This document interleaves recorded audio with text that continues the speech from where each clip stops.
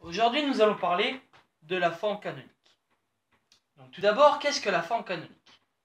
Donc, c'est que l'on part d'une forme ax au carré plus bx plus c, la forme que normalement vous avez déjà vue, bien évidemment a différent de 0, et on va la transformer en fx égale a, x moins alpha au carré, plus bêta. Alpha et bêta, pardon. Prenons un exemple, tout simple, fx égale x carré plus 10x plus 24. À cette forme, fx, on va rajouter, ou on va faire apparaître, plus exactement, une identité remarquable, où je vous ai mis un petit rappel, a au carré plus 2ab plus b carré. Donc, le a au carré, ça correspond à x carré, le 2ab, 10x, et le b carré, ici, que normalement on n'a pas le droit de rajouter, attention c'est très important, ça correspond à plus 5 au carré, la moitié. Mais je viens de vous dire qu'on n'a pas le droit normalement de le rajouter, donc on va directement l'annuler par un 5, un moins 5 au carré. Et le plus 24 qui reste normal.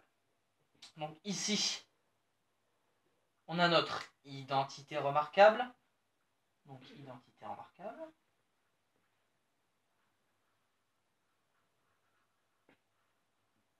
Voilà. Et à la suite de ça, on va factoriser. C'est-à-dire qu'on va mettre un x plus 5, donc x, voilà, plus 5, au carré. Et ici, on va faire un moins 25. Pourquoi? Parce que moins 5 au carré, ça fait 25. Alors, vous allez me dire pourquoi 25? Normalement, ça fait 25 et non pas moins 25. Parce que ici, le moins n'est pas pris dans le 5. S'il y aurait eu des parenthèses, il aurait été pris. Là, il n'y a pas de parenthèse, c'est normal, il n'est pas pris. Et le plus 24 qui reste normal.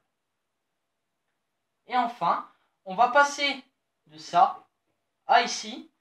Le b carré va passer de l'autre côté et se retrouve ici, c'est-à-dire ici, voilà. A plus b au carré, donc ça ne change pas. Donc ça correspond à a plus b au carré. Et le moins b carré, c'est ça. Et c'est moins 1, parce que moins 25 plus 24, ça fait moins 1. Donc là, on a résolu une forme canonique. Les solutions sont très simples. Moins 5. Pourquoi? Parce qu'on prend l'opposé. Et moins 1, parce que il faut prendre celui-là. Tout simplement.